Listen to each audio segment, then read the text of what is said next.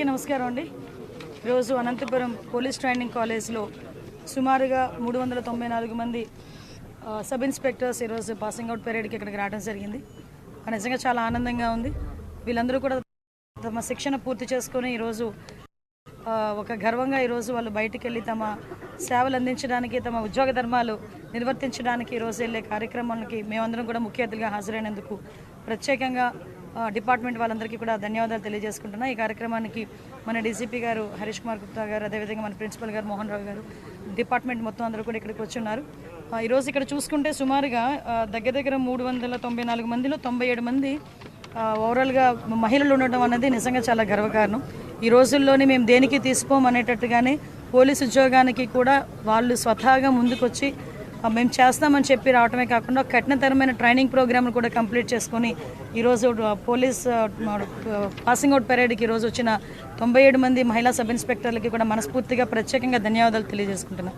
అదేవిధంగా ఈరోజు ఇక్కడ చూసుకుంటేనండి దగ్గర బీటెక్ చేసిన వాళ్ళు, బీకామ్ చేసిన వాళ్ళు, ఎంటెక్లు చేసిన వాళ్ళు, బీఫార్మసీ చేసిన వాళ్ళు, అదేవిధంగా ఇంతకు ముందు డిపార్ట్మెంట్లో పోలీస్ కానిస్టేబుల్గా ఉండి ఎస్ఐల కింద ఎలాగైనా అవ్వాలి అని తపనతో చాలా దూర ప్రాంతాల నుంచి చాలా కష్టపడి ఈరోజు ఈ ఎస్ఐ ట్రైనింగ్ పూర్తి చేసుకుని ఈరోజు బయటకు వెళ్ళే పరిస్థితి ఈరోజు కనిపిస్తూ ఉంది.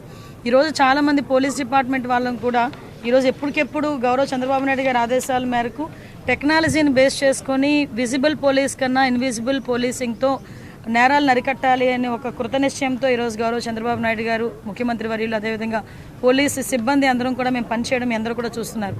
దానిలో భాగంగానే సుమారుగా 1,00,000 సీసీటీవీ కెమెరాలని మేము ఇన్స్టాల్ చేయాలని చెప్పి లక్ష్యంగా పెట్టుకున్నాం. మేము మ్యాక్సిమం ఈ ఏప్రిల్ ఎండింగ్ నాటికి అది పూర్తి చేయగలమన్న నమ్మకం కూడా మాకుంది. ఇంతకుముందు గవర్నమెంట్లో మీకు తెలుసు సీసీ కెమెరాలు కూడా పనిచేయని పరిస్థితుల్లో, ఈవెన్ దో పోలీస్ స్టేషన్స్లో కూడా సీసీ కెమెరాలు పనిచేయని పొజిషన్స్లో ఉన్నాయి. కానీ ఈరోజు పరిస్థితులు ఎలా ఉన్నాయంటే ప్రతి చోట ఈవెన్ గౌరవ నారా లోకేష్ గారు, విద్యాశాఖ మంత్రి నారా లోకేష్ గారిని కూడా మొన్న మేము డీసీపీ గారు రిక్వెస్ట్ చేసి ప్రతి హాస్టల్లో కూడా, ఉమెన్ హాస్టల్స్లో కూడా, గర్ల్స్ హాస్టల్ దగ్గర కూడా సీసీ కెమెరాలు ఏర్పాటు చేయమని చెప్పడం జరిగింది. ఈవెన్ అన్ని డిపార్ట్మెంట్స్లో ఉన్న మంత్రులందరికీ కూడా మేము ఇన్ఫార్మ్ చేయడం జరిగింది.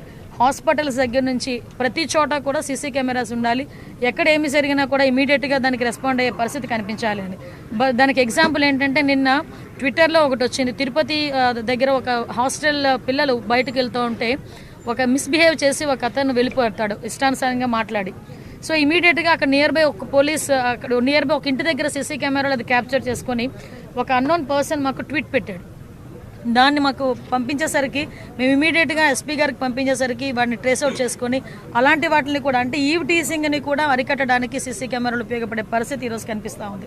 ఇంతకుముందు కొంచెం లేట్గానే కానీ మామూలుగా కూడా బయటకు రావాలన్నా ఈవ్ టీజర్స్ వలన ఇబ్బంది పడే ఆడపిల్లలు కూడా ఈరోజు ఈ సీసీ కెమెరా సర్వేలెన్సెస్ ఉంటే కనుక ఎటువంటి ఇబ్బంది పడకుండా బయటకు వచ్చే పరిస్థితి. తప్పు చేసిన వాడు ఎవడూ కూడా తప్పించుకోకూడదు అనే ఒకే ఒక దృక్పథంతో ఈరోజు ఇన్విజిబుల్ పోలీసింగ్కి కూడా ప్రత్యేకమైన ప్రాధాన్యత ఇస్తూ డ్రోన్స్ని కూడా ఏర్పాటు చేసి ప్రతి పోలీస్ స్టేషన్లోనే ఏర్పాటు చేసే పరిస్థితి కూడా కనిపిస్తూ ఉంది. మీ అందరికీ తెలుసు ఈరోజు పోలీస్ డిపార్ట్మెంట్ గాంజాయి పట్ల, అదేవిధంగా డ్రగ్స్ పట్ల అక్కడ ఉక్కుపాదం మోపడం, ఈగలకి కూడా ప్రత్యేకంగా ఒక బడ్జెట్ కేటాయించుకోవడం, సైబర్ పోలీస్ స్టేషన్స్ని కూడా ప్రతి జిల్లాలో ఏర్పాటు చేసుకోవడానికి బడ్జెట్ని రూపొందించుకోవడం కూడా జరిగింది. ప్రత్యేకంగా గౌరవ చంద్రబాబు నాయుడు గారికి, అదేవిధంగా ఆర్థిక శాఖ మంత్రి పయ్యావుల కేశవ్ గారికి, పవన్ కళ్యాణ్ గారికి కూడా ప్రత్యేకంగా ధన్యవాదాలు తెలియజేసుకోవాలి. ఎందుకంటే ఎప్పుడూ లేని విధంగా హోమ్ డిపార్ట్మెంట్కి ప్రత్యేకమైన నిధులు ఏర్పాటు చేసుకోవడం కూడా ఈరోజు బడ్జెట్ కేటాయించడం కూడా జరిగింది. వీటన్నిటితో పాటు పోలీస్ డిపార్ట్మెంట్ని స్ట్రెంథెన్ చేయడానికి, ఇన్ఫ్రాస్ట్రక్చర్ డెవలప్ చేయడానికి, వాళ్ళకి కావలసిన టెక్నాలజీకి సంబంధించిన అంత ఎక్విప్మెంట్ కూడా, ఈవెన్ దో మాకు టార్గెట్ ఒకటేనండి, 100 రోజుల్లో కన్విక్షన్ పడేటట్టుగా మేము ప్రయత్నం చేయాలి. 100 రోజుల్లో ఇప్పుడు ఒక పోక్సో కేసు ఉంది. ఆ పోక్సో కేసు మొన్న రీసెంట్గా మీకు ఎగ్జాంపుల్ చెప్పాలి. విజయనగరం జిల్లాలో ఒక పోక్సో కేసు మాకు నమోదైంది. ఇమీడియట్గా అక్కడ ఉన్న ప్రాసిక్యూషన్ డిపార్ట్మెంట్ వాళ్ళు కానీ, పోలీస్ డిపార్ట్మెంట్ వాళ్ళు కానీ, ఫోరెన్సిక్ వాళ్ళు కానీ కోఆర్డినేషన్తో పనిచేయడం వల్ల అతనికి బెయిల్ రాకముందే వితిన్ 100 డేస్లోనే కన్విక్షన్ పడి 25 సంవత్సరాలు శిక్ష పడే విధంగా మొన్న రీసెంట్గా 4-5 సంఘటనలు మీకు గుర్తు చేయాలి. ఇదే మేము టార్గెట్గా పెట్టుకుంటున్నాం. దీనికి ప్రత్యేకంగా ప్రతి నెల కూడా ప్రాసిక్యూషన్ వాళ్ళతోని, డిపార్ట్మెంట్ వాళ్ళతోని కోఆర్డినేషన్కి మీటింగ్స్ కూడా కండక్ట్ చేసుకొని, అంటే ఇప్పుడు విషయం ఎలా అవుతుందంటే చాలామందికి ఉన్న అపోహ ఏంటంటే దొరుకుతాము, తప్పు చేసాము, దొరికితే చాలా రోజులు పడుతుంది కదా శిక్ష పడేదానికి, తర్వాత ఏం జరుగుతుందో అన్న పొజిషన్ నుంచి మనం కంపల్సరీ తప్పు చేసిన తర్వాత, దొరికిన తర్వాత ఇమీడియట్గా శిక్ష పడుతుంది అన్న భయం అయితే క్రియేట్ అవ్వాలి. అట్ ద సేమ్ టైం చట్టాల్లో ఉంది పోక్సో కేసు నమోదైన వెంటనే వాళ్ళ మీద కూడా రౌడీ షీట్ ఓపెన్ చేసే పరిస్థితులు కూడా ఈరోజు చట్టాలు కల్పించబడ్డాయి. దాన్ని బేస్ చేసుకొని కూడా ఆడపిల్లల మీద అఘాయిత్యాలు తెగబడిన వాళ్ళు ఎవరైనా ఉంటే కూడా వాళ్ళ మీద ఇమీడియట్గా కేసు ఫైల్ చేయడమే కాకుండా వాళ్ళ మీద రౌడీ షీటర్లు కూడా ఓపెన్ చేసే పరిస్థితి కూడా కనిపిస్తూ ఉంది. మరీ ఎక్కువైతే వాళ్ళ మీద పీడీ యాక్ట్లు కూడా వాళ్ళ మీద పెట్టే పరిస్థితి కూడా కనిపిస్తూ ఉంది. ల్యాండ్ గ్రాబింగ్ కానీ అదేవిధంగా సైబర్ క్రైమ్ విషయంలో కానీ ఎక్కడా కూడా టాలరేట్ చేసే పరిస్థితి కనిపించట్లే. దయచేసి ప్రజలందరూ కూడా మాకు కూడా సహకరించాలని మీడియా మిత్రుల ద్వారా కూడా తెలియజేసుకుంటున్నాను. మేడం, రాష్ట్రంలో అంతర్యుద్ధం రాబోతుంది. నిన్న కొద్దిగా 2 రోజుల క్రితం మాజీ ఎంపీ గోరంట మాధవ్ వ్యాఖ్యలు చేస్తారు. దాని మీద పోలీసులకు కూడా ఫిర్యాదు సమాచారం ఉంది మేడం. అంటే ఆయనకి ఎలా తెలిసింది, ఆయన ఇంటెలిజెన్స్ ఎలా పనిచేస్తుందో తెలియట్లేదు. కానీ ఆయన ఇంటెలిజెన్స్ ముందు వైఎస్ఆర్సీపీలో జరగబోయే అంతర్యుద్ధాల గురించి మాట్లాడుకోమనండి. ఆ అంతర్యుద్ధాల గురించి మాట్లాడుకుంటే తర్వాత మా అంతర్యుద్ధాల గురించి తర్వాత అతను మాట్లాడవచ్చు. కానీ ఒకటి మాత్రం క్లియర్గా చెప్తున్నామండి, నాకు నోరుంది కదా నోటికి వచ్చినట్టు మాట్లాడేస్తాను అని అనుకోవడానికి ఇంతకుముందు గవర్నమెంట్ కాదు. ప్రజల్ని రెచ్చగొట్టే విధంగా మాట్లాడడం కానీ సమాజంలోని ఇబ్బందులు పడే విధంగా సమాజంలో ప్రజలు కూడా ఇబ్బంది పడే విధంగా కనుక మాట్లాడే పరిస్థితి ఉంటే కనుక వాళ్ళ మీద ఎట్టి పరిస్థితి చట్టపరమైన చర్యలు తీసుకోవడానికి ఎక్కడా కూడా బ్యాక్ స్టెప్ వేసే పరిస్థితి అయితే ఉండదు. ఒకటి మాత్రం చాలా క్లియర్గా గుర్తుంచుకోవాలి, ఇది మీ గవర్నమెంట్ కాదు. నోటికి వచ్చినట్టు బూతులు మాట్లాడతాము, నోటికి వచ్చినట్టు ఏది మాట్లాడినా చెల్లుబాటు అయిపోతుంది, మమ్మల్ని ఎవడు ఏమి చేయలేడు అనుకునే గవర్నమెంట్ కాదు. ఇది ఎన్డీఏ గవర్నమెంట్. ఎన్డీఏ గవర్నమెంట్లో తప్పు చేసిన వాడు ఎవడైనా కూడా శిక్ష ఒకలాగే ఉంటుంది. నువ్వు నోటికి వచ్చినట్టు రెచ్చగొట్టే విధంగా మాట్లాడతాము, దానికి మాకు సంబంధం లేదు, మీరు మమ్మల్ని ఏమి చేయలేరంటే కనుక ఊరికనే ప్రసక్తి అయితే ఉండదు. లీగల్గా అడ్వైస్ తీసుకుంటాము, డెఫినెట్గా చట్టపరమైన చర్యలు అయితే తీసుకుంటాం.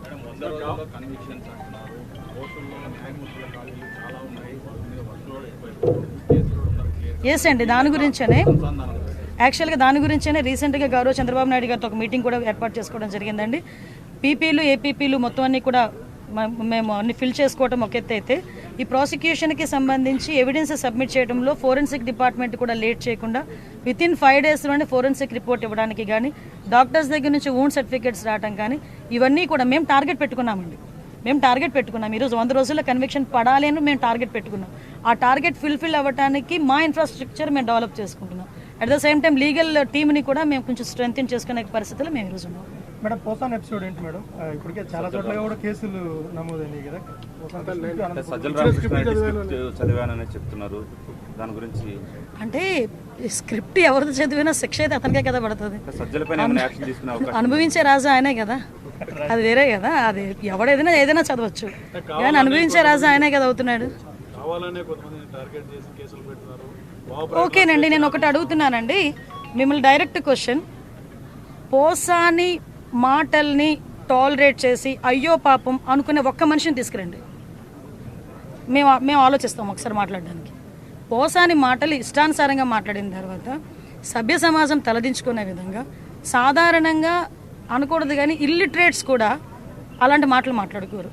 సో అవతల వాళ్ళకి మనోభావాలు దెబ్బతిన్నాయి, వాళ్ళ ఆత్మగౌరవాలు దెబ్బతిన్నాయి. పోలీస్ కేసు పెట్టారు, యాజ్ పర్ లా మేము వెళ్ళాం. ఇందులోని టార్గెటెడ్ ఏముంది?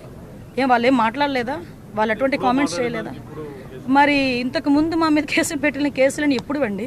చంద్రబాబు నాయుడు గారికి మీద కేసు పెట్టారు కదా, అది ఎప్పుడు? అది 53 రోజులు తైల్లో పెట్టారు చంద్రబాబు నాయుడు గారిని తీసుకెళ్ళి ఆ రోజు. అంటే ఒకటి ఎప్పుడు కాదు, మాకు కేసు వచ్చింది, మేము యాక్షన్ తీసుకోవాలి, డెఫినెట్గా తీసుకుంటాను.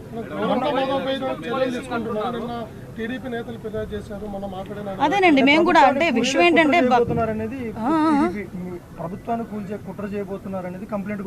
అంటే అదేనండి ఇందాక మీకు చెప్పాను, ఏది పడితే అది మాట్లాడడానికి అవ్వదండి. డెఫినెట్గా నీకైతే వాక్ స్వతంత్రం ప్రజాస్వామ్యంలో అంబేద్కర్ గారు ఇచ్చారు, కానీ ఎలా పడితే అలా మాట్లాడమని ప్రజాస్వామ్యంలోని కూడా రాజ్యాంగంలో కూడా లేదు. అంటే అవతల వాళ్ళని రెచ్చగొట్టే విధంగా మాట్లాడడం కానీ, ప్రభుత్వాలని రెచ్చగొట్టే విధంగా మాట్లాడడం కానీ, ప్రజలను రెచ్చగొట్టే విధంగా మాట్లాడే పరిస్థితి ఉంటే కనుక కంపల్సరీగా చట్టపరమైన చర్యలు తీసుకుంటాం.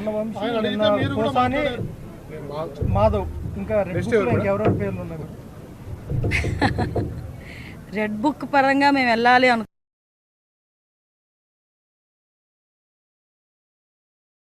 అనుకుంటే ఈరోజు వైఎస్ఆర్సీపీ నాయకులు ఎవరు రోడ్ల మీద తిరగరండి.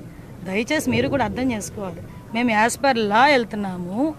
యాజ్ పర్ వాళ్ళు ఎవరైనా కంప్లైంట్ ఇస్తే కంప్లైంట్ బేస్ చేసుకొని వెళ్తున్నాము. పోసాని గారి మీద సుమారుగా 17 కేసులు, దగ్గర 17 కేసులు రాష్ట్రం మొత్తం మీద 17 కేసులు ఫైల్ అయి ఉన్నాయి. వంశీ మీద ఎన్ని కేసులు ఫైల్ అయి ఉన్నాయి మీకు తెలుసు. ఈ రోజుకి కూడా ఏ కేసులు ఫైల్ అయినాయో మీకు తెలుసు. ఇందులోని కక్షపూరితంగా ఎన్డీఏ గవర్నమెంట్ చేయాలి అనుకుంటే వైఎస్ఆర్సీపీ నాయకులు ఎవరు కూడా బయటకు తిరగలేరు. కానీ మేము ఆ కక్ష సాధింపు ధోరణిలోకి వెళ్ళలేదు. అలాగని తప్పు చేసిన వదిలిపెట్టే ప్రసక్తి లేదు. తప్పు చేసిన వాడికి శిక్ష పడాలి, లేకపోతే భయం ఎలా ఉంటుంది? ఉండాలి కదా, భయం ఉండాలి కదా. తప్పు చేసాడు అనుకున్నవాడు ఎవడైనా కూడా కొంచెం జాగ్రత్తగా ఉంటే బెటర్. కానీ శిక్ష నుంచి అయితే తప్పించుకోలేరు. మేము అదేనండి, మేము అందుకే టార్గెట్ పెట్టుకున్నామండి. సీసీ కెమెరాస్ చాలా వరకు ఉన్నాయని అంటున్నారు, మొన్నటి వరకు లేవు. ఇప్పుడు మేము పెట్టాం, చాలా వరకు పని చేయట్లేదు. ఆ పని చేయని సీసీ కెమెరాస్ అన్నీ కూడా మళ్ళీ రీస్టోర్ చేస్తున్నాం, అన్నీ కూడా క్లియర్ చేసుకుంటాం.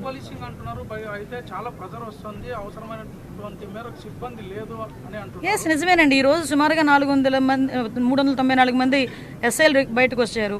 ఆల్రెడీ 6500 మందికి కానిస్టేబుల్స్కి ఈరోజు రిక్రూట్మెంట్ కూడా జరుగుతుంది. మొన్న మొత్తం ఫిజికల్ టెస్టులు అన్నీ కూడా అయిపోయినాయి, రిటర్న్ టెస్ట్ ఒకటి పెండింగ్ ఉంది. ఇమీడియట్గా అది కూడా బయటకు వచ్చిన తర్వాత వాళ్ళు ఒక 6500 మంది బయటకు వస్తారు. సుమారుగా మేము గవర్నమెంట్లోకి వచ్చేసరికి 20,000 మంది సిబ్బంది కొరతతో ఉన్నాం పోలీస్ డిపార్ట్మెంట్. లాస్ట్ 5 సంవత్సరాలు కూడా ఎక్కడ కూడా ఎటువంటి రిక్రూట్మెంట్స్ కూడా జరగలేదు. మళ్ళీ మేము వచ్చి ఈరోజు మళ్ళీ దాన్ని స్ట్రెంగ్తన్ చేయడానికి, అదేవిధంగా రిక్రూట్మెంట్ చేయడానికి ఈరోజు మేము కంకణం కట్టుకున్నాం.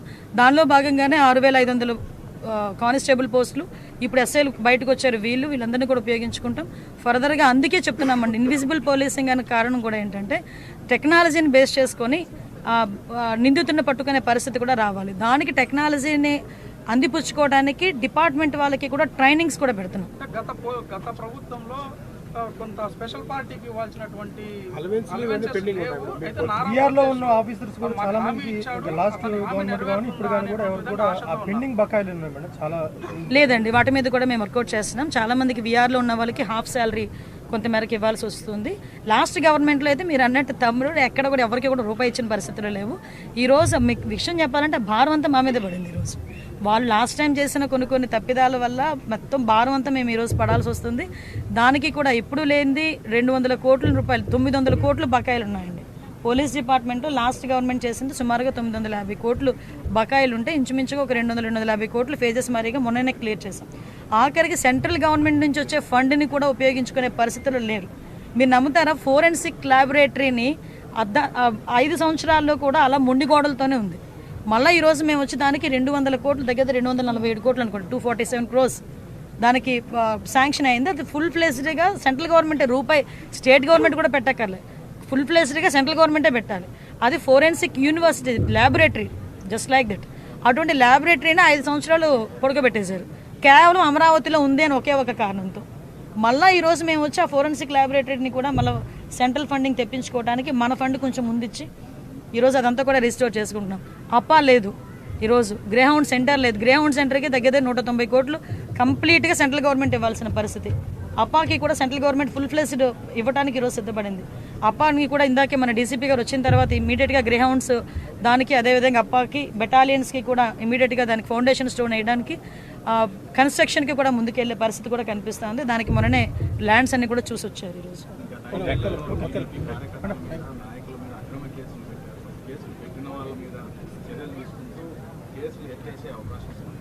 అక్రమ కేసులని దేవుడి మీరే అన్నారు.